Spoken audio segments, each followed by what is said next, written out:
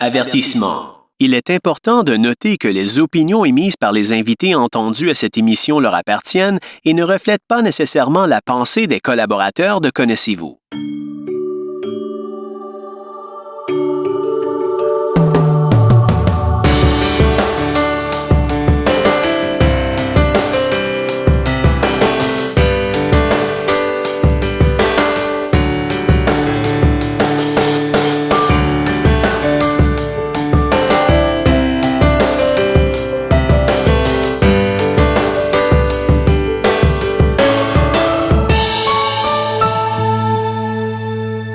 Bonjour et bienvenue à une nouvelle émission de Connaissez-vous. J'espère que vous allez bien.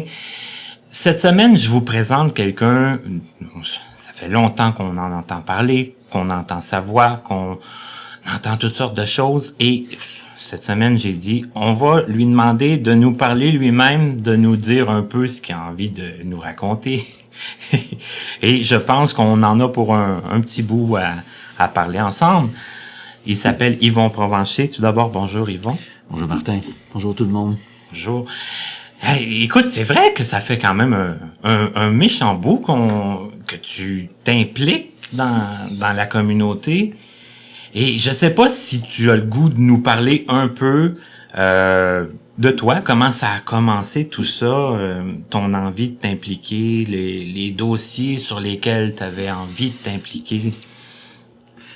Ouais, ben en fait, mes débuts, j'étais très jeune, j'avais autour de peut-être 17-18 ans à peu près. Je me suis retrouvé un peu malgré moi, je savais pas trop dans quoi je m'embarquais. Disons, on retourne à, la première moitié de la décennie des années 80. OK. Et il y avait... Là, on était dans une période de grands changements au Québec, y compris dans la communauté. Là, on va s'entendre, hein, communauté. Dans ce cas-ci, ça va être des personnes handicapées visuelles, mais ma communauté est plus large que ça. OK. C'est pas ma seule communauté. Là. Tu vas introduire j'en ai donc. OK.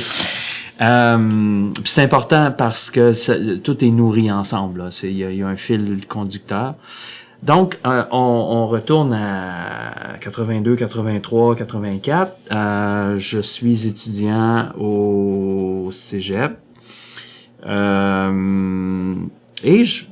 à cette époque-là, on était au début, il y avait eu une réorganisation, entre autres, de l'école. Ceux qui ont mon âge se rappellent probablement d'être allés à l'école dans un pensionnat dans les années 70. Ça se passait à Montréal. Puis pour les garçons, c'était les Sœurs Grises qui étaient responsables de l'éducation des jeunes jusqu'à un certain âge. Puis quand les garçons avaient 12-13 ans, ben là, les Sœurs Grises trouvaient que c'était mieux de séparer les garçons des filles. Fait que les garçons s'en allaient à Longueuil, puis les filles restaient à Montréal. Fait que moi, j'arrive dans cette période-là, et j'arrive au moment où tout ça est en train de se réorganiser. OK. Donc, moi, je fais... Comme tout le monde faisait à l'époque, je fais si tu veux, ce qu'on appelait l'élémentaire, là, tu sais, la première à 6e année. Primaire, oui. Primaire. Mm-hmm. Mais ça s'appelait élémentaire à ce moment-là. Et je fais mes 6 premières années, mais ma 6e année, normalement, j'aurais dû me retrouver à Longueuil, parce que là, j'étais dans l'âge où les Sœurs Grises trouvaient que c'était mieux de séparer les garçons des filles. Sauf que, on est dans une période de réorganisation. Là, je te ramène 75-76. Tout le monde se retrouve à Longueuil parce que les Sœurs Grises se défont de l'école. Ils s'impliquent plus. Tout est récupéré par le ministère de l'Éducation. En même temps, un peu dans la même période, il y a à l'époque, ça s'appelait ça va rappeler des souvenirs à certains, probablement. Ça s'appelait le ministère des Affaires sociales. Puis eux, dans la deuxième moitié des années 70, il y a un mouvement au Québec où il y a des services qui commencent à être donnés, des services de réadaptation. Ce processus-là s'est poursuivi dans les années 80, au début des années 80, et les premières tentatives d'intégrer des jeunes dans les écoles commençait. Donc ça, c'est des gens qui avaient une déficience visuelle puis qui se retrouvaient dans les écoles régulières commençaient. Mais c'était très, très, très élémentaire là, comme démarche. Puis il y avait des jeunes qui se retrouvaient au cégep aussi, dont moi et d'autres. Et là, il y avait des services qui commençaient à se développer, comme, entre autres, la production de livres en braille. Puis il y avait une nouvelle organisation qui était arrivée dans le décor qui s'appelait la Magnétothèque. OK. Alors ça, c'est... Puis eux, ben, ils font du livre audio.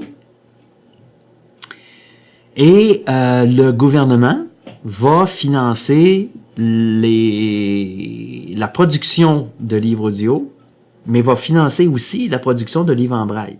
À l'époque, il y avait juste un endroit où ça se faisait, puis c'était à l'Institut Nazareth et Louis Braille. Moi, j'arrive dans 1983-84 dans la controverse parce que le gouvernement finançait la Magnétothèque à la différence de financement qui était accordée à l'Institut et à la Magnétothèque pour la production de livres en braille et audio était vraiment... il y avait une grosse différence. La Magnétothèque qui faisait de l'audio était 4 fois financée plus que l'Institut Nazareth et Louis Braille pour la production de livres. Fait qu'il y a des gens dans la communauté qui trouvaient que ça, c'était inacceptable. Ils souhaitaient que le financement du livre braille soit rehaussé pour que ça ressemble un peu plus à ce que la Magnétothèque faisait, pour être sûr qu'il y avait une production de livres en braille qui serait semblable au niveau qui se faisait en livre audio. Moi, j'arrive dans ce décor-là, je suis au cégep, et là, il y a toute une mobilisation qui se structure autour de faut augmenter le financement gouvernemental pour la production de livres en braille. Et le regroupement des aveugles et amblyopes du Québec, donc le RAC, ça, on connaît ça, le RAC. Ben, le RAC, dans les années 80, il était un peu différent de ce qu'il est maintenant, et c'était des individus qui étaient membres. Et le RAC voulait se mêler donc voulait intervenir dans le débat sur le financement du livre braille par rapport au livre audio. Il y a une assemblée générale spéciale qui est convoquée autour de cette question-là. Il y a beaucoup de controverses. Et moi, il y a quelqu'un qui me dit, faut que tu viennes à cette assemblée-là, c'est vraiment important, ça te concerne, t'es un étudiant au cégep, t'es directement touché. Mais moi, là, l'idée d'aller dans une assemblée générale, j'ai jamais fait ça. Ça t'avait jamais encore... mais j'étais quand même, je te dirais, militant un peu dans mon âme, parce que, juste te donner une idée, là, moi, au secondaire 4, secondaire 5, là, je veux changer le fonctionnement de l'école, puis je fais un voyage en France où je suis, pour la première fois de ma vie, présenté au courant marxiste-léniniste. OK. Puis là, ça m'allume. Pas tant le marxiste-léniniste, parce que je comprends pas trop ce que c'est, mais l'idée de prendre le contrôle de ce qui m'arrive, ça m'intéresse. OK. Puis l'idée que je peux avoir une capacité d'influence sur ceux qui prennent des décisions qui me concernent, ça m'allume. Fait que moi, je reviens de mon voyage étudiant, là, puis là, je suis comme là, je vais changer le fonctionnement de l'école, puis on va créer des comités, puis on va mettre de la pression sur le principal de l'école, puis on va être consulté sur tous les services qui vont se donner à l'école, puis moi, je suis là-dedans, là. Fait que quelque part, ça vient te chercher. Ben moi, en 83-84, quand on me dit faut que tu participes à l'Assemblée générale au RAC parce que c'est un dossier qui te concerne parce que tu es étudiant au cégep, moi je fais ni un ni deux, puis je fais comme ah ben oui. Fait que j'y vais, sauf que j'ai aucune idée dans quoi je m'embarque là. Je connais pas ces structures-là, je connais pas comment ça marche. C'est la première fois que je prends la parole devant plus que juste ma classe pour faire des présentations orales, là. J'avais déjà fait des speeches à l'école parce que il y avait eu des élections pour créer un comité d'étudiants. Et moi, je voulais devenir président du comité, puis j'avais fait un discours pour vendre mon affaire, mais il y a ça a à peu près pas vendu, là. Il y a à peu près personne qui voulait faire la révolution avec moi. Mais tu sais, j'avais pas la pratique de c'est quoi intervenir dans une assemblée générale, puis les règles de procédure. Puis cette assemblée-là était particulièrement controversée pour des raisons qui sont propres à la dynamique du RAC, là. Tu sais, en plus du dossier lui-même sur le financement du livre Braille versus livre audio, il y avait aussi, à cette époque-là, des dynamiques internes au RAC. Il y avait des désaccords entre des membres. Ça a brassé. Ça a vraiment brassé à l'Assemblée générale, là, c'est le souvenir que j'en ai. Puis j'ai le souvenir aussi de prendre la parole, assez désarticuler mon affaire. Je suis pas très cohérent ce que j'ai à dire. Mais je suis sensible à la question du financement du livre Braille, parce que moi, je suis un lecteur de livres Braille. J'ai appris le Braille quand j'étais jeune. Le Braille, encore aujourd'hui, si tu me donnes le choix entre lire un livre en format audio ou Braille, si j'ai le choix entre les deux, je vais prendre le Braille. Mais je suis un peu conservateur parce que je préfère le livre papier. Moi, je sais qu'il y a des gens qui lisent avec leur afficheur Braille. Ouais. Là. Moi, ça, c'est pas ça pour toi, lire. Non, le moi, Braille, lire, là. c'est pas ça, là. C'est Moi, lire avoir le papier. Oui, absolument. Puis tourner les pages. Puis voir le livre progresser. Tout à fait. Puis bon. C'est ça. OK. Alors, fait que ça, c'est ma première expérience de militantisme dans la communauté au début des années, je dirais, mettons, 83-84. Après... Mais si je peux juste peut-être me permettre 2 questions. Ouais. Bon, là, ils t'ont catapulté là un peu. Là, Oui, ils c'est un peu ça. beaucoup préparé non plus Pas en tout. Pas en tout, j'ai aucune idée. Pas du tout. Ça que t'as été un peu selon ce que tu pensais. Ouais. Et comment ça allait, les études? Parce que là, toi, tu avais des services de la magnétothèque, À cette époque-là, le seul service que j'avais, c'était la magnétothèque. OK. J'avais réussi à... J'étudiais en informatique. Je suis dans une période de ma vie, par ailleurs, où ça va pas très bien. Ah, t'étais en informatique? Oui. OK, donc déjà... Moi, j'ai commencé mon deck en informatique. OK. Mais dans ma vie personnelle, ça allait pas très bien. J'étais pas très... Au début de mes études, j'étais très allumé par l'informatique.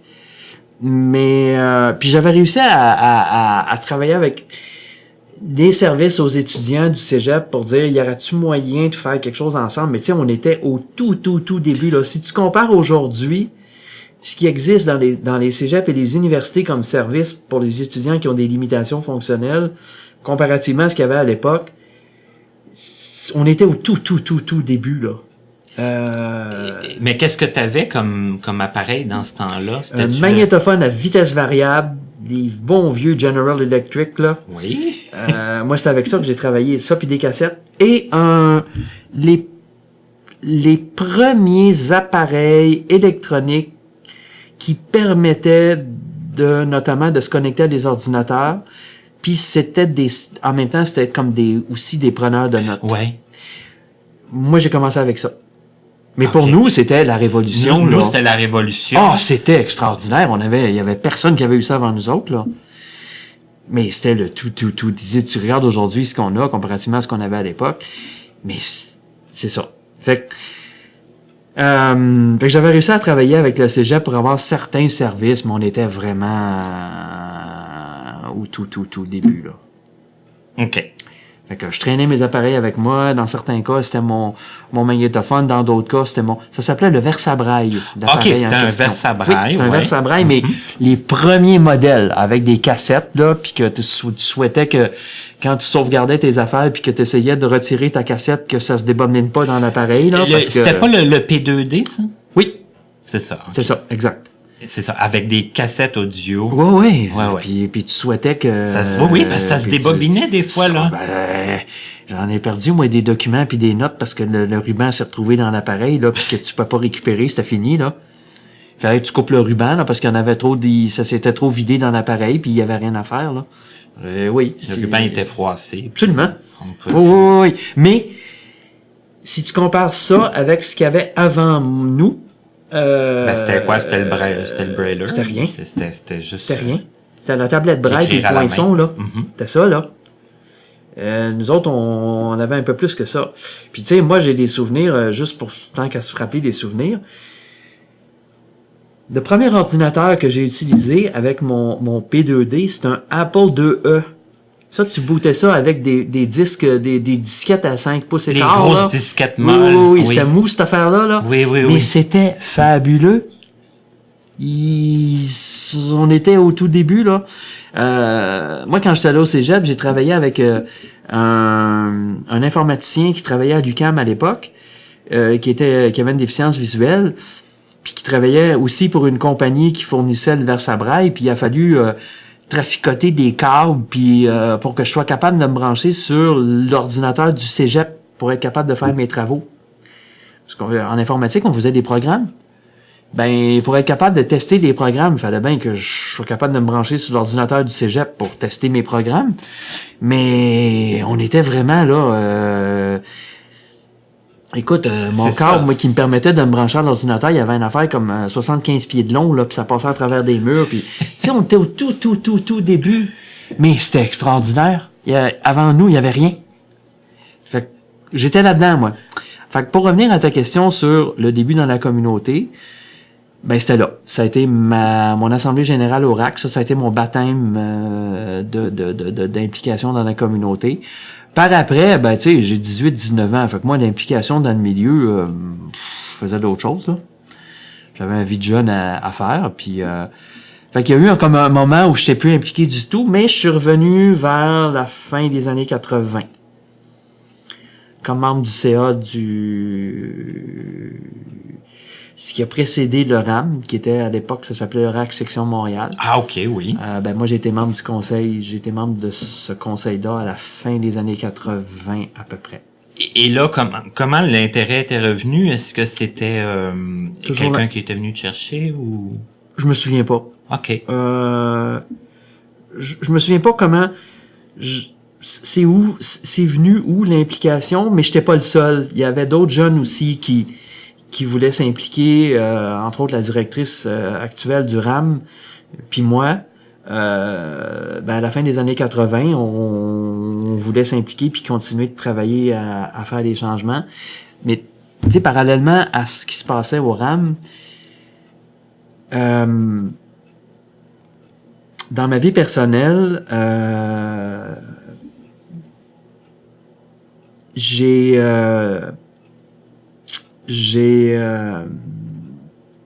réalisé certaines choses dans ma vie personnelle, puis c'était des choses à côté desquelles je pouvais plus passer, même si dans mon adolescence, j'ai essayé de me battre contre ça, mais ça a fini par s'imposer. Et à la fin des années 80, je me suis rendu compte que il fallait que j'accepte le fait que j'avais une déficience visuelle, oui, mais que je suis gay et que ça devenait quelque chose d'incontournable qu'il fallait que je prenne en compte dans ma vie. Mais à la fin des années 80, dans la communauté gay à Montréal, on avait des problèmes avec les policiers qui faisaient preuve de violence. C'était vraiment très violent. Il y avait eu des meurtres aussi. Il y avait eu un jeune qui s'était fait tuer dans un autobus de la STM. À l'époque, ça s'appelait la STCUM. CUM, oui. Je me demande même si c'était pas la CTCUM. Il y a un jeune qui s'était fait tabasser et qui en est mort. Et ça, c'est venu me chercher. Ça, c'est vraiment venu me chercher. Je te dirais plus que le fait d'avoir une déficience visuelle. Ça m'a vraiment galvanisé. Je trouvais ça absolument inacceptable et ça venait me chercher au plus profond de moi-même. Ça fait que j'ai commencé à m'impliquer dans la communauté gay aussi à l'époque. Ça, c'était quelque chose, là, parce que j'étais le seul. Puis il a fallu comme expliquer aux gens que ben oui, mais la communauté gay, elle est très très très diversifiée, puis que c'est pas que l'homme blanc en santé, au corps parfait et tout. Et c'était pas juste ça, là. C'était bien plus que ça. Puis que oui, il y avait des personnes qui avaient des limitations. Puis que nous aussi, on faisait partie de cette communauté-là. Puis on voulait, moi je voulais en tout cas être reconnu par cette communauté-là. Fait que tu mets ces deux affaires-là ensemble, il y a comme un fil conducteur entre les deux, là. L'idée de justice sociale, de respect de ce qu'on est comme être humain dans notre globalité, c'était super important pour moi, là. Puis, oui, être gay, c'était fondateur pour moi. Ça fait partie de mon identité. Mon orientation sexuelle est comme au cœur de comment je me vois. Mais c'est sûr que d'être une personne aveugle, ça aussi, c'est incontournable, là. Ça s'impose tout le temps, là. C'est à tous les jours que t'es dans cette réalité-là. Fait que pour moi, ces deux affaires-là, ils sont comme... On peut pas les dissocier. Non, ils sont interconnectés. Ils font partie de ma réalité concrète, quotidienne. Je peux pas faire abstraction de ces deux éléments-là de ma vie. Puis, personnellement, mais ça, c'est très, très personnel. C'est pas tout le monde qui vit ça comme ça. Mais pour moi, ces deux éléments-là de ce que je suis, c'est au cœur de ce que je suis. C'est pas comme j'aime la science-fiction. Tu sais, j'aime la science-fiction, ben oui, ça fait partie de moi, mais c'est pas quelque chose qui me Ouais, je me définis pas en fonction de ça. C'est ça. Par contre, mon orientation, puis le fait d'être une personne aveugle, ça fait partie c'est beaucoup plus ancré dans comment je me conçois. Je suis pas que ça, là. Tu sais, il y a d'autres éléments. Mais ces deux éléments-là, pour moi, sont incontournables. Alors, le fait de m'impliquer au RAC Section Montréal à l'époque, mais parallèlement à ça, de m'impliquer aussi dans les mouvements de protestation qui se sont mis sur pied dans la communauté gay, c'était deux affaires qui allaient ensemble. Ça va ensemble. Et est-ce que ça... Parce que dans le milieu des non-voyants, des fois, d'après moi, tu vas être d'accord, des fois, ça avance pas vite. Hein? Des fois, on fait un pas en avant, deux pas en arrière. Est-ce que au niveau des homosexuels, est-ce que tu as eu un autre son de cloche un peu dans la façon dont ont été reçues tes implications?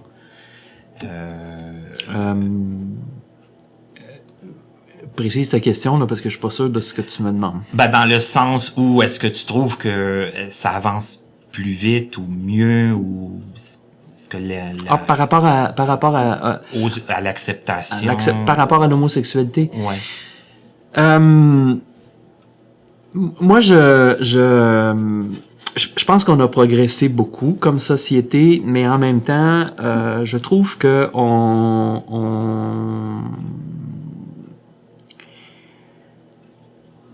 je trouve qu'on est un petit peu rapide à masquer encore des réalités. Je pense que puis tu sais, on pourra y revenir si tu veux, mais quand j'ai fait mon coming out comme gay en 1988, mon coming out, il s'est pas juste fait par rapport à la société en général, mais il s'est fait aussi par rapport à la communauté des personnes aveugles et malvoyantes. Ça aussi, ça a été il a fallu que je mène des luttes. Une autre c'est pas venu tout seul, avaler, ça? Ah oui, c'est pas venu tout seul, là.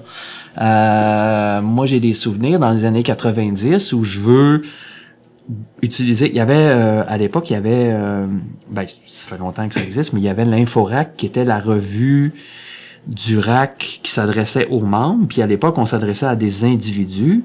Moi, je voulais utiliser l'Inforac pour sensibiliser les personnes aveugles et malvoyantes qui sont gays sur, entre autres, des questions il faut se protéger.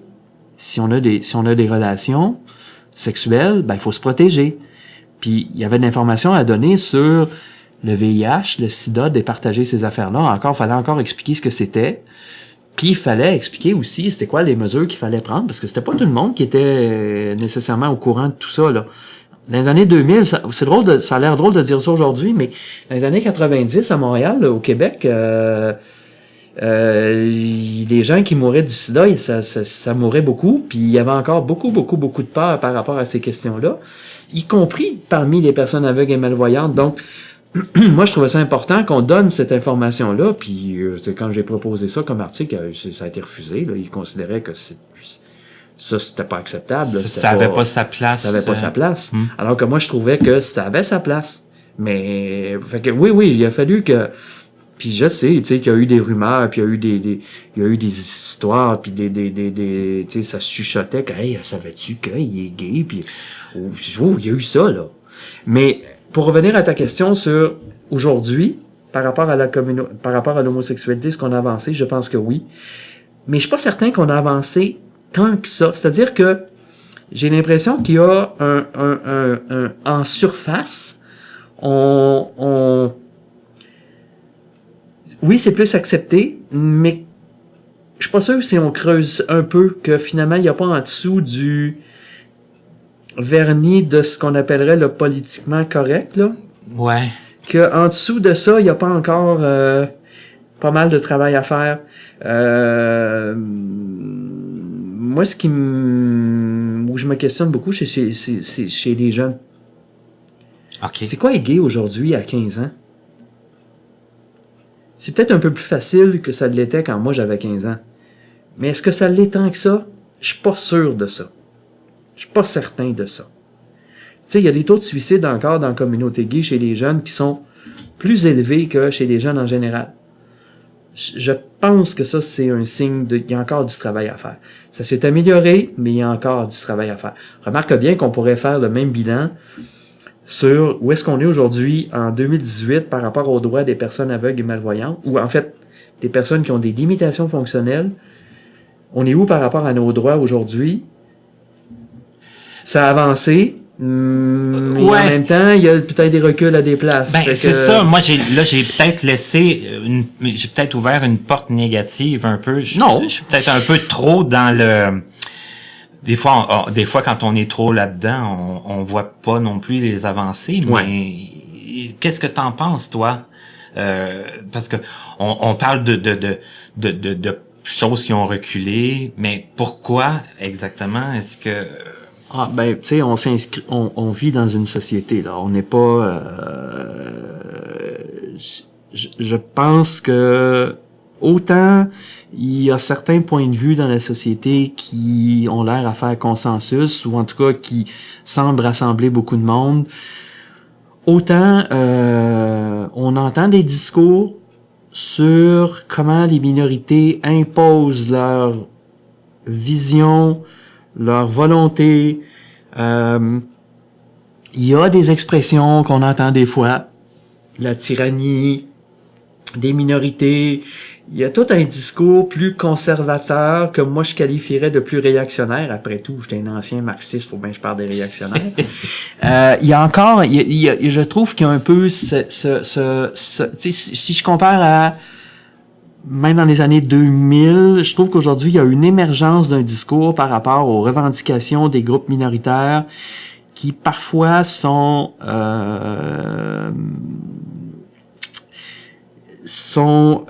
qualifiés de tyranniques,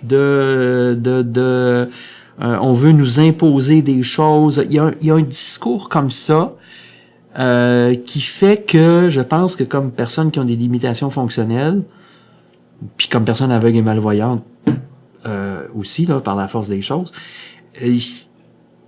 je pense qu'il y a des reculs potentiels. Je pense qu'il faut il faut faire attention.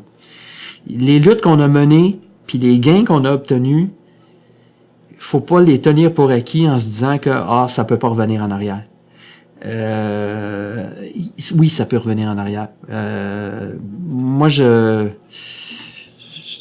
il faut rester actif, il faut rester impliqué. Même si, tu sais, je te dirais qu'il y a des moments aujourd'hui où je suis fatigué. Il y a des moments où ça me tente moins de lutter. Je milite quand même depuis une trentaine d'années, plus que 35 ans. Puis il y a des moments où je commence à trouver que c'est essoufflant. Que les gains sont personnellement, tu sais, j'ai mis beaucoup d'énergie, puis il y a des moments où aujourd'hui où je commence à trouver que ça commence à être lourd. En même temps, quand ça m'arrive, je me dis ouais, mais OK, peut-être que j'ai moins d'énergie que j'en avais. J'ai 50 quelques années.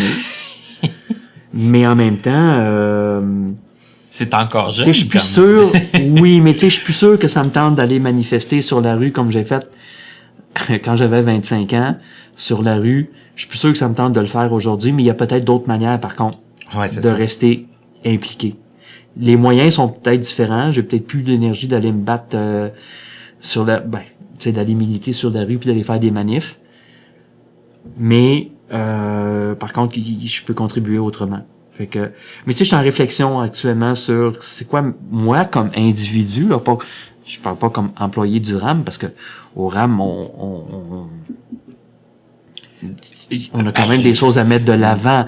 Oui. Mais je suis obligé de constater que de mobiliser aujourd'hui sur organiser des manifestations, puis en organiser dans les années 90, c'est un défi beaucoup plus grand aujourd'hui. C'est beaucoup plus difficile. Ça s'explique, là, mais c'est beaucoup plus difficile. Moi, les années 90, là, j'ai des souvenirs d'aller faire des manifestations, entre autres sur le transport en commun, puis il faisait moins 25 dehors, puis il faisait fret, puis on était dehors pareil. Les gens y allaient. Absolument. Aujourd'hui, faire ça, c'est plus dur. Mais bon, faut trouver d'autres moyens à ce moment-là. Faut trouver d'autres moyens de continuer de faire entendre ce qu'on a à dire. Fait que je pense qu'il y a des reculs potentiels. Il faut rester allumé sur les courants sociaux qui traversent notre société puis qui peuvent poser des défis à ce qu'on essaie de faire. Puis on est dans une période plus sensible, plus difficile, je trouve, plus tendue, plus... je trouve qu'il y a un certain repli aussi. Les groupes par rapport à eux-mêmes, les groupes qui se referment sur eux-mêmes, alors que peut-être que une avenue à regarder, c'est plus de tisser des liens avec d'autres, puis de s'unir dans des luttes. Mais la tendance des fois de se replier sur notre propre groupe, puis on fait pas exception, là, je le vois des fois à certaines occasions, je le vois dans le milieu de la déficience visuelle, mais je le vois ailleurs, je le vois pas juste là, je le vois ailleurs. Fait que c'est pas propre à nous autres, ça. Je pense que c'est une dynamique qui traverse actuellement notre société, mais qui pose des défis sur mener des luttes collectives. Tu sais, on est dans une période, je pense, où on est beaucoup plus individualiste. Fait que je vois mes intérêts, puis si mes intérêts personnels, je trouve que ça va bien dans mes intérêts personnels, peut-être que ça me tente moins d'investir dans le collectif parce que, le personnel va quand même bien. Oui, puis que ça fait que, finalement, oui, c'est intéressant d'entendre parler des autres, mais de là à dire que je vais aller mettre de l'énergie en solidarité avec d'autres, peut-être pas tant que ça. Peut-être pas. Ouais. Alors que, dans les années 80-90, ce sentiment-là, il commençait déjà à s'effriter un peu, mais il était encore là. Aujourd'hui, je le sens moins. Je sens que le défi est plus large. Mais je pense quand même que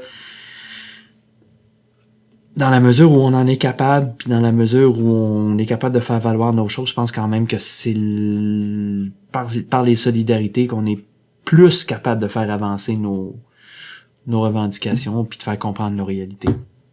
Mais bon, ça c'est un choix, je te dirais à la limite philosophique là. Mais moi je suis là. Je suis plus dans le, oui, c'est avec les autres qu'on réussit à faire des choses plutôt que tout seul. Que tout seul. Mm-hmm. Mais je peux comprendre des gens qui disent, ouais, mais on a essayé de travailler avec les autres, puis regarde ce que ça nous a donné aujourd'hui, finalement on est perdant. Je peux comprendre je l'entends des fois ce discours-là aussi là, y compris par des personnes qui ont une déficience visuelle. Je le comprends. Je pense que je comprends d'où ça vient, mais je te dirais, personnellement,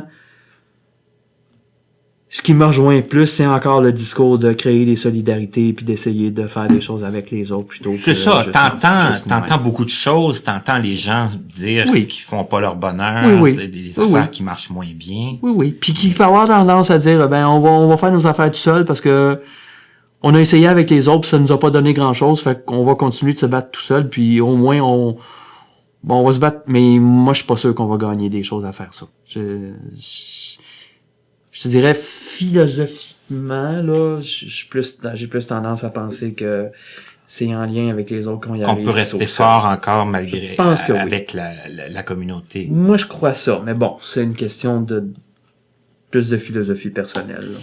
Mais au début de l'entrevue, on parlait de la technologie, on parlait du début de l'informatique, on parlait du livre adapté. Moi, je me demande des fois, c'est une question que je me pose, puis sûrement que tu te l'as déjà posée, mais bon, on a nos appareils adaptés qui suivent la technologie des fois un pas ou deux en arrière. Faut pas quand même avoir peur de le dire parce que c'est quand même une certaine réalité. Et on a aussi les appareils des fois qui sont les appareils grand public qu'on peut utiliser, tu sais, comme exemple les téléphones intelligents. Oui. Est-ce que des fois on court un peu trop partout pour avoir des choses accessibles? Est-ce qu'on devrait des fois focusser plus sur nos appareils adaptés, sur les appareils grand public, des fois qui deviennent même plus accessibles, là, quand on pense, admettons, c'est pas aux laveuses, tu sais, qui des fois, il y a tellement de cadrans, puis tellement d'écrans, puis tellement de... Moi,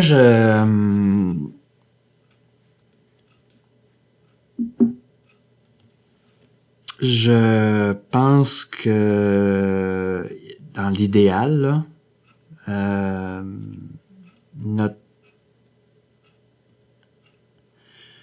on est plus gagnant à essayer d'influencer les concepteurs et les fabricants de technologies grand public. Je pense que le hic, c'est que, d'abord, ça c'est un peu normal, il y a une méconnaissance de la part des fabricants souvent puis des concepteurs de nos réalités. Ça, faut pas leur demander de tout savoir. Fait qu'on a un travail d'éducation à faire pour leur faire comprendre ça. Mais je pense aussi que les idéateurs et les designers auraient intérêt à se rappeler que c'est pas parce qu'ils ont 25 ans puis que la vie est super cool, puis que tout va bien, puis qu'ils sont capables de se lever à 6 heures le matin, puis de se coucher à 3 heures de la nuit, puis de se relever le lendemain matin à 6 heures, puis qu'ils peuvent faire ça pendant des semaines, puis que tout va toujours être comme ça. Il y a un moment donné où, comme individu, je pense qu'ils ont à se rendre compte qu'ils vont vieillir, puis qu'ils vont finir par avoir des difficultés, que leur corps va moins bien suivre, et qu'à un moment donné, ils vont avoir des problèmes et que ça va leur engendrer. Là, on est dans c'est quoi être une personne handicapée. Tu sais, si ton environnement a pas d'obstacle, ben tu peux avoir des problèmes avec certaines parties de ton corps, les yeux, les jambes, moteurs, name it, là, et ça peut être. Mais que si ton environnement tient compte de ça, puis ton environnement est conçu, l'environnement physique, technologique, social, name it, ça aussi, là, est organisé en fonction que cette réalité-là existe et que il faut en tenir compte, ben, les obstacles dans l'environnement n'existent plus. Donc, si tu fais ça, même si tu développes des difficultés dans ta vie, tu vas rester fonctionnel. Puis je pense que les designers de tous ordres, là, pas juste en technologie, mais en aménagement urbain, puis en d'autres choses, je pense que des fois, cette réalité-là, ils en sont pas ils y pensent pas. Et tu sais, moi, je fais des activités de formation auprès notamment des urbanistes puis des designers urbains, puis je leur dis, quand vous allez au dépanneur, là, vous y pensez pas à la marche qu'il y a dans le dépanneur, hein? Vous ouvrez la porte, vous arrivez dans le dépanneur, vous achetez vos affaires, vous sortez dehors. La marche qui est là, vous la voyez même pas. Le jour où vous allez vous fouler une cheville, puis que ça va vous faire mal pendant quelques semaines, ben la marche du dépanneur, là, vous allez vous en rendre compte. Vous ne l'avez jamais vue, elle vous a jamais dérangé. Mais le jour où vous allez avoir un accident, puis tu sais, fouler une cheville, c'est quand même pas... c'est pas un drame, c'est pas un drame, mais ça fait mal. Ça fait mal. Puis la maudite marche que t'as jamais vue de ta vie, tout d'un coup, whoop, là, elle vient de tomber en pleine face parce que tu es obligé de la monter. Ça, là, ces réalités-là, je pense que les idéateurs pensent pas à ces réalités-là. Ils s'imaginent pas comme ça. Et je pense que ce que ça fait des fois, c'est que quand ils font la conception des choses, parce qu'ils s'imaginent pas personnellement dans une réalité comme celle-là, ils y pensent juste pas. Fait qu'ils oublient des choses. Ils oublient d'aller vérifier les affaires. Ils ont une idée, c'est une super bonne idée, ils sont sûrs de leur affaire, puis foncièrement, ils veulent servir, mais ils ont juste pas pensé que tout le monde va fonctionner comme eux autres. C'est ça. Ça marche pas, ça. Et ça, tu sais, moi, quand je fais de la formation, entre autres avec les designers, ben, dans notre formation, on leur bande des yeux, puis on les fait marcher dehors. Puis on les fait marcher dans leurs aménagements. En plus, là, ça fait Allez voir comment ça marche, vos affaires. Allez vous promener les yeux bandés là-dedans. Quand ils sortent de là, de cette expérience-là, il y a plein d'affaires qu'ils ont compris. Puis on pourrait leur donner plein de guides, puis plein d'outils, puis c'est correct, là. Ça prend ça, ça prend de la documentation, ça prend tout ça, mais... Ça prend du concret aussi. Ça prend du concret. Et ça, je pense que, pour revenir à ta question, moi je pense qu'il faut plutôt axer sur les technologies, les appareils grand public, que de persister à essayer de développer des choses qui nous sont propres. Puis moi, honnêtement, tu sais, tout à l'heure, tu disais, ben, les produits puis les technos évoluent pas tout le temps. Moi, je comprends qu'il peut y avoir des raisons, là, de commercial puis d'intérêt corporatiste puis tout ça. Mais je regarde nos lecteurs d'écran, dont celui qui est un des plus utilisés. Ben, ce lecteur d'écran-là, si tu mets ton Windows à jour, et ça se peut que tu aies des problèmes. On sait jamais. Mais c'est pas normal. Ouais. Oui, mais c'est pas normal. C'est pas normal. C'est pas normal que ce monde-là se parle pas. Qu'il y ait des lecteurs d'écran, oui, c'est nécessaire, là, parce que, ben, beau faire grand public, mais moi, ma réalité, c'est que je verrai jamais de ma vie. Fait que quand bien même, j'aurais besoin de quelque chose qui va me dire, ben, telle icône, c'est telle affaire. Bon. Faut que ça me parle, là. Bon. Mais... On n'y échappe pas. Non. Fait mais pourquoi faut développer quelque chose de... Nous autres, on avait un vocabulaire dans les années 90-2000, on disait c'est des appareils dédiés. Ça, c'était des appareils qui étaient faits juste pour les personnes qui avaient une déficience visuelle. Pourquoi faut persister à développer ça? Moi, je pense qu'il faut plutôt travailler sur ce qui est grand public, puis essayer de les amener à développer les technologies. Puis de continuer à leur faire réaliser, dans le fond. Oui. Puis tu sais, là, on est en 2018. Ah, même 2019. On va être en 2019 oui. Peut-être. Ça s'en vient, en tout cas. Oui. Au moment où on enregistre ça, on est en 2018, là. Les lessiveuses, dans 4-5 ans, je devrais être capable de me dire à ma lessiveuse, lave mon linge. Ben, peut-être pas comme ça, mais tu sais, ouais. ça devrait s'en venir. Ça devrait être quelque chose. Puis tout le monde peut profiter de ça, là. Tout le monde. C'est ça, c'est pas juste nous, là. Non. C'est ça l'idée. Et c'est ça le message qu'il faut transmettre aux autres. Puis quand je dis les autres, c'est, là on parlait des designers, mais aux gens qui comprennent pas notre réalité, de dire, hey, ce qu'on vous suggère de faire, là, ça va être bon pour tout le monde. C'est ça qu'il faut arriver à vendre comme discours. Il faut développer cet argumentaire-là. Il faut arriver à vendre cette idée-là. Je pense qu'on va y arriver, mais il y a encore beaucoup, beaucoup de travail à faire. Puis, moi, je te dirais personnellement, je comprends que les gens ne comprennent pas notre réalité. C'est normal. Ils sont pas là, ils sont pas là-dedans. Ils fréquentent pas nécessairement des personnes qui ont une déficience visuelle. Ils en connaissent pas tant que ça. On est quand même pas si nombreux que ça, là, dans la société, dans notre population, là. Il y en a. Je dis pas qu'il y en a pas, mais là. Ça se peut fortement que quelqu'un n'en connaisse pas. Que personne n'en croise jamais de sa vie, là. C'est très possible, ça. Fait que de lui demander de connaître une réalité à laquelle il n'a jamais été exposé, moi, ça me semble irréaliste. Fait Fait que moi, j'ai pas vraiment de difficulté à dire, ah ben oui, mais les gens comprennent pas notre réalité. Ben oui, mais c'est normal. C'est à nous d'aller l'expliquer, c'est à nous de la faire connaître. Mais il faut la faire connaître dans une perspective de j'ai des besoins comme personne une personne aveugle et malvoyante, mais il faut que je vais te l'expliquer, mon besoin. Mais ma solution, la solution qui va répondre à ce besoin-là, on est-tu capable d'avoir une solution qui est porteuse pour plus que juste nous autres? Puis je pense que si on est capable de trouver des solutions qui, tu sais, dans le fond, on a tous besoin d'être capable d'utiliser les technologies. Ce serait-tu le fun d'être capable d'être dans sa cuisine puis de dire à son Google Home ou son Alexa ou son Siri, tu sais,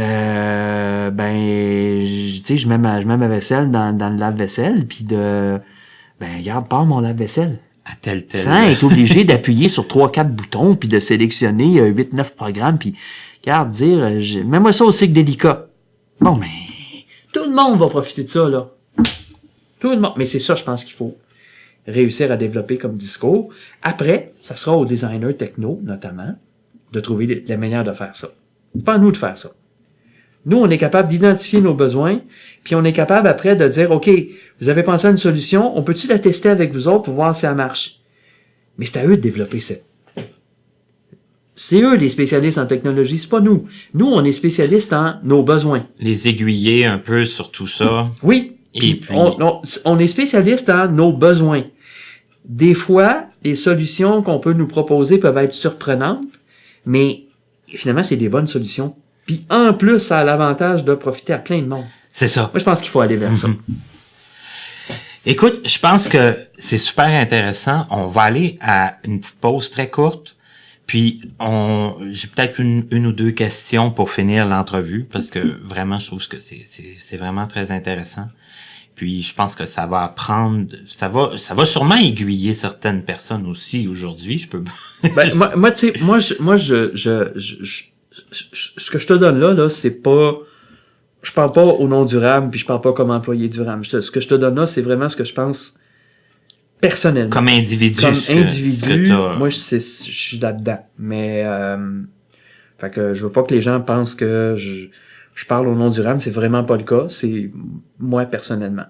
Voilà. Voilà.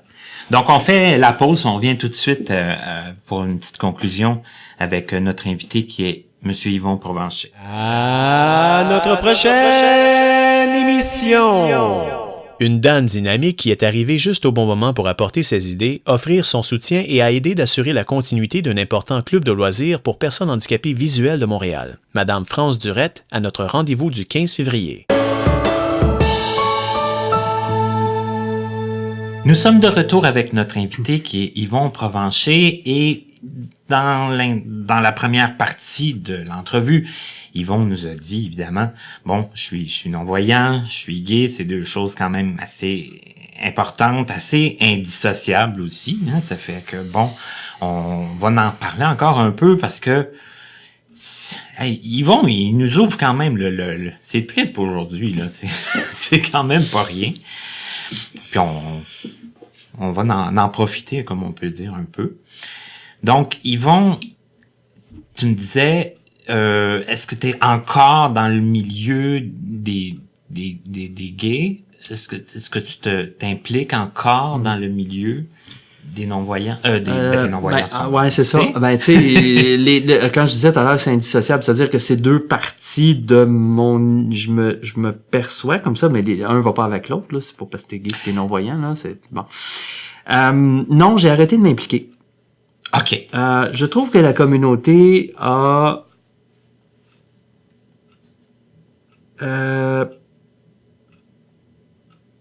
doit se regarder plus. Moi, je pense qu'il y a des drôles de phénomènes. Le village est supposé être à Montréal là où on se sent bien quand on est gay. Ça, c'est supposé être là. Tu sais, tu vas là, puis c'est la place à aller, puis si t'es gay, c'est là que tu vas, puis t'auras pas de problème. Il y a à peu près pas de noirs qui vont là. C'est étrange.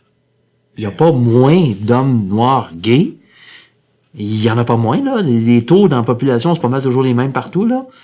Il y en a à peu près jamais. Ça, c'est curieux.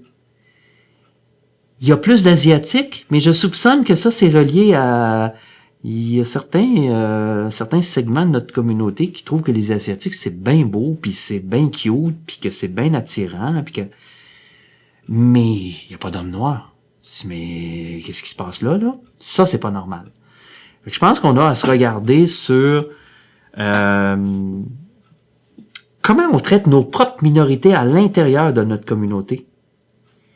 Tu sais, dans les années 90, à un moment donné, on était 2-3 avec des limitations fonctionnelles, puis on se disait, coudonc, sont où les personnes avec des limitations fonctionnelles? Puis là, je te parle pas des... Tu sais, ça, c'est nonobstant les problèmes d'accessibilité qu'il y avait, là, puis d'aller dans les commerces, mais on n'était pas là. On n'était juste pas visible. C'était pas présent. Et ça non plus, c'est pas normal. Fait qu'on a essayé de créer un mouvement où on voulait se rendre plus visible. Fait qu'on voulait organiser des sorties, genre une fois par 2 mois. Puis on aurait identifié un établissement où à peu près tout le monde pouvait aller. Puis on serait allé. Une petite gang. Comme un petit club. Ouais, quelqu'un qui aurait pu être en béquille, quelqu'un qui aurait pu être, tu sais, des gens qui ont des limitations, puis qui se rendent visibles. OK. Ça n'a pas marché. Hein? Une des raisons pourquoi ça n'a pas marché, c'est qu'il y en a qui nous disaient, moi, il n'est pas question d'aller m'afficher. Il était pas rendu là. Il était pas rendu là. Il y avait des gens qui disaient, à la limite, le fait d'être dans un club, par exemple, ça va, mais c'est parce que je veux pas que le transport adapté le sache. Ah, OK. Fait que je demanderais pas de transport adapté là parce que je veux pas qu'il sache. On avait ça, là. On avait des gens qui avaient besoin, tu sais, qui avaient fait comme un demi-coming out ou même pas, là, mais qui étaient juste pas prêts à franchir la prochaine étape de, tu sais, tu leur disais, est-ce que t'es gay? Ils disaient oui. Puis okay, la preuve, c'est qu'ils venaient à nos réunions. Fait que okay. ça allait. Mais c'était facile. C'était une réunion dans une place quelque part que tu peux pas identifier. Que tout le monde allait être gay. C'est ça. Mm-hmm. Fait que ça, ils venaient. Puis tu leur disais, est-ce que tu te considères gay? Oui. OK, t'es attiré par quelqu'un du même sexe que toi? Oui. OK. Mais franchir la prochaine étape, ça, non. Là, ils étaient pas rendus là. Dans leur cheminement, ils étaient pas rendus là. Fait que ça n'a pas marché. Finalement, on était trop ambitieux pour ce qu'on aurait voulu faire. Ça n'a pas marché. Moi, je trouve que actuellement la communauté a... Je pense que c'est le fait aussi d'être plus vieux, puis de voir maintenant... Tu sais, moi, quand j'étais dans la jeune vingtaine, trentaine, là, me trouver un chum, puis de rencontrer quelqu'un, c'était pas un problème, là. Puis je me vante pas quand je dis ça, mais c'est ça la réalité, là. Je pouvais aller dans un club, moi je te dis pas qu'à chaque fois je repartais avec quelqu'un si je voulais, là. Mais plus souvent qu'autrement, si ça me tentait, puis j'ai rencontré quelqu'un, puis qu'on arrivait à créer un contact, oui. Ça fonctionnait. Oui, ça fonctionnait. Aujourd'hui, c'est mauditement plus compliqué. J'ai 20 ans de plus. J'ai les cheveux gris. Et j'ai changé de look un peu, même si apparemment j'ai l'air encore jeune, mais j'ai l'âge que j'ai. Et ça, je trouve qu'on a, pour la communauté, mais c'est des affaires qui sont difficiles à exprimer, et j'ai plus le goût de mener ces luttes-là. Ça, j'ai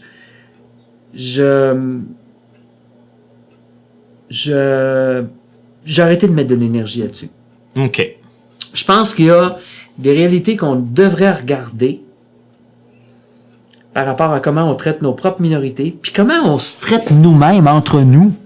Parce que comment ça se fait qu'à 50 ans, je comprends, là, t'es peut-être moins beau que t'étais à 30 ans, mais t'as encore une sexualité, t'as encore une vie, Comment ça se fait que tout d'un coup, ça devient...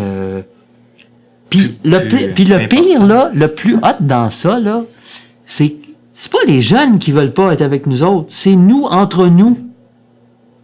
À la base. À la base. Tu veux le mec de 30 ans, mais t'en as 55 ans. Allô?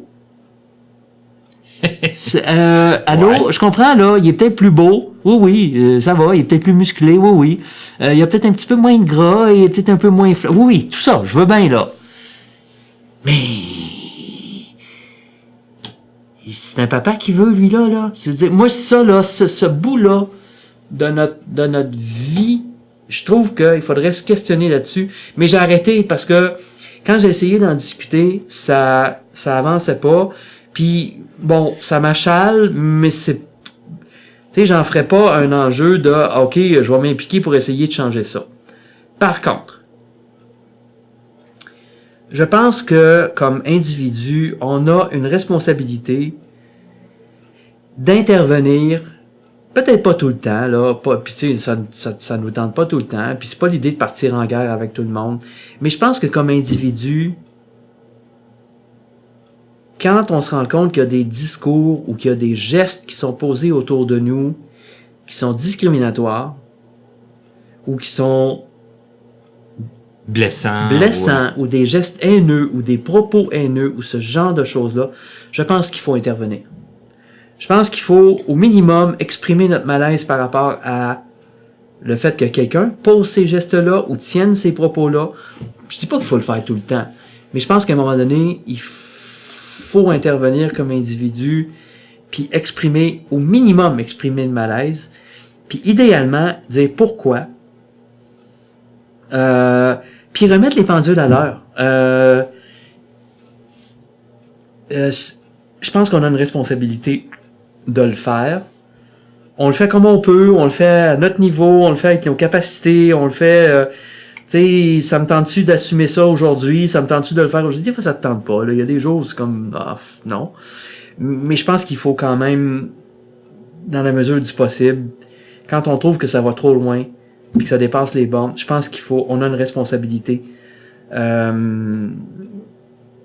Se permettre de manifester notre malaise. Oui, puis moi, je l'ai fait. Tu sais, à un moment donné, je me souviens, en 1990, là, quand il y avait eu le jeune qui avait été tué dans l'autobus, puis qu'on était un groupe, on avait été, je pense, on était une cinquantaine, une soixantaine dans une salle, puis là, tout le monde voulait dire, tout le monde disait, on va aller marcher, puis on va aller... Puis là, je disais, attention, c'est correct d'aller marcher, mais ça peut pas être la seule affaire, parce qu'il y a du monde dans la communauté qui seront pas capables d'aller marcher avec nous autres. Tu sais, moi, je pensais aux gens qui avaient des déficiences motrices, par exemple. Ben oui. Puis je disais,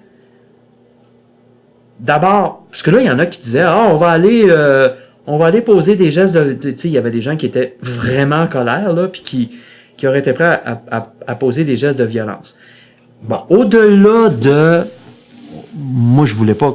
Moi aussi, je la ressentais, cette colère-là, mais moi, je trouvais que poser des gestes violents, c'était pas une solution. C'était pas une solution. Mais au-delà de ça, à un moment donné, je leur ai dit, « Hey, moi, je veux faire partie de votre mouvement, mais faites-moi de la place. » Fait quand vous faites des choix d'activités, d'actions à poser, c'était pas l'idée de pas poser des actions, mais c'était, quand on va faire des choix, moi, je veux faire partie de ça. Mais c'est parce que il faut que les actions qu'on décide de poser, je sois capable d'y participer. Je pense que c'est important. Tu sais, moi, je le fais dans les deux sens. Je l'ai fait avec les groupes gays qui, je trouvais des fois, qui étaient dans leur enthousiasme, là, mais des fois, ils oubliaient des gens qui peut-être auraient aimé ça se joindre, mais qui pouvaient pas. Ouais, puis qui auraient pu être puis de dire, on peut-tu se faire de la place? On peut-tu laisser de la place? Mais je le fais aussi, puis je le fais pas juste par rapport au fait d'être aveugle puis d'être gay. Je le fais aussi par rapport à d'autres. Tu sais, moi, j'entends des fois des discours sexistes. Je suis comme, non. Je le fais pas tout le temps, tu sais, je sais pas. Mais, une fois de temps en temps, je vais le dire. Je vais dire, non, ça marche pas. Ça, c'est pas acceptable, ce discours-là. Raciste aussi. Je pense qu'on a une responsabilité comme individu de, des fois, se lever puis dire, non, là, ça, j'accepte pas ça. Une responsabilité, puis je pense aussi la capacité que tout le monde peut avoir à le faire. Là, parce que... on le fait dans la mesure où on s'en sent capable. Moi, j'ai cette force-là, j'ai cette drive-là. Mais je peux comprendre qu'il y en a qui l'ont pas. Puis je peux comprendre qu'il y en a qui veulent pas intervenir parce qu'ils se trouvent qu'ils se mettent à risque. Je juge pas ça, mais en même temps, je pense qu'il des fois, faut le dire. Des Quelqu'un fois, qui aurait le goût de le faire. mais je pense que des fois, il faut mettre son pied à terre. D'une On peut pas demander aux autres qui nous acceptent si nous-mêmes, on pose pas des gestes des fois pour dire aux autres, hey, ça là, t'es en train de faire quelque chose qui discrimine contre quelqu'un qui te ressemble pas, mais t'es en train de discriminer. Tu sais, faut être cohérent dans nos affaires. Je peux pas demander à quelqu'un de m'accepter si moi, quand lui fait quelque chose par rapport à quelqu'un d'autre et discriminatoire, je peux pas avoir le double discours. Ça marche pas pour moi, ça. Mais ça peut paraître une belle phrase, mais c'est vrai, par exemple, que souvent, on peut avoir tendance à, peut-être même pas le remarquer, mais de le faire, de porter des jugements, de porter écoute, moi, je dis ça, là, qu'il faut intervenir, puis que faut se mettre son pied à terre, puis ça. J'en porte, moi aussi, des préjugés en moi, là.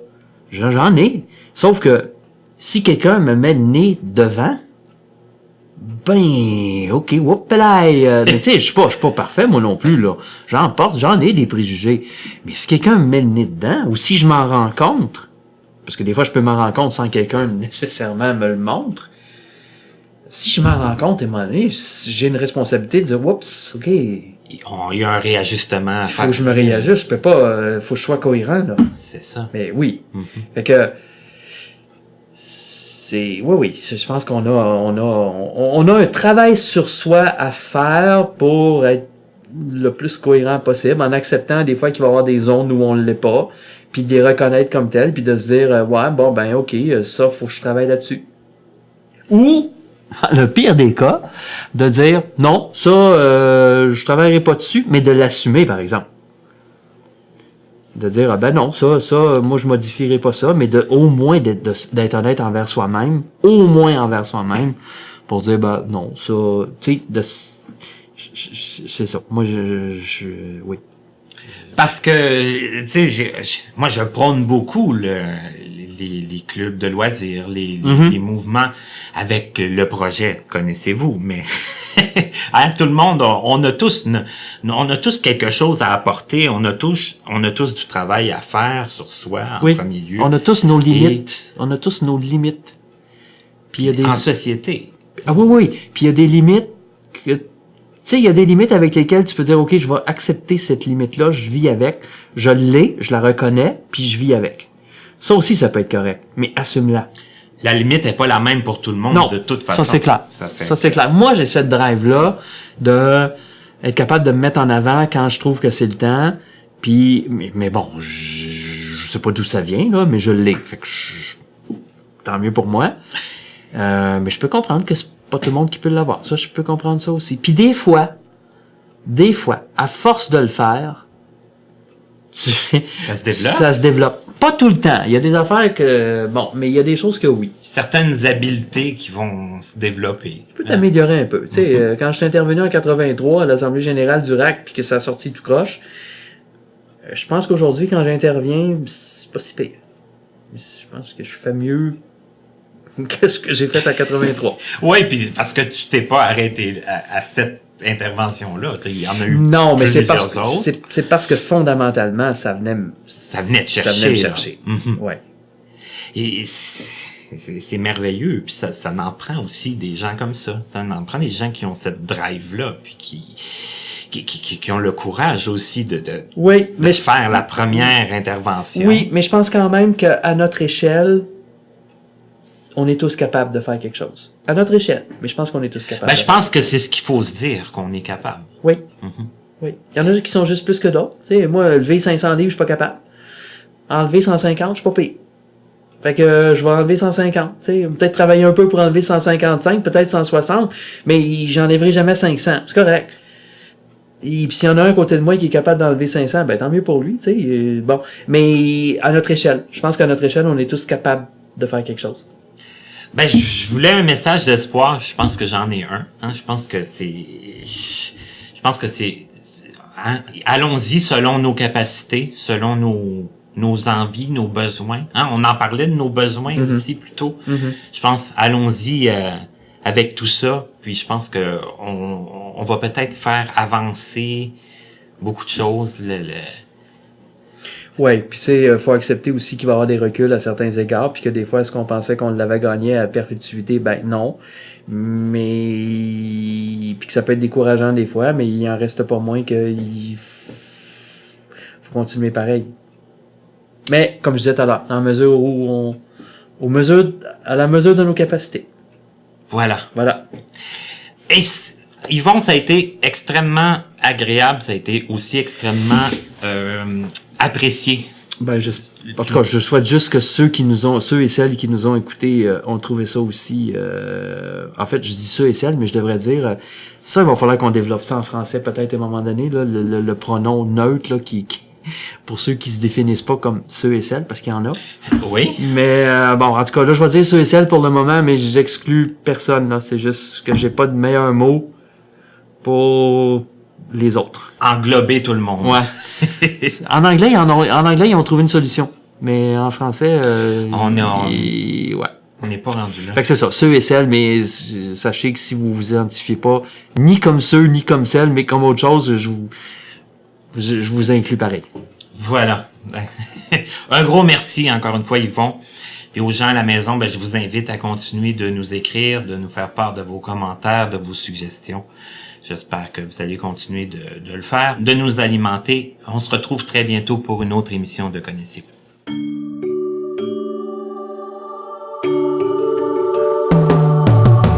Vous pouvez communiquer avec nous en passant par notre site internet au www.martinchouinard.com ou à l'adresse courriel connaissez-vous2017@gmail.com sans tiret.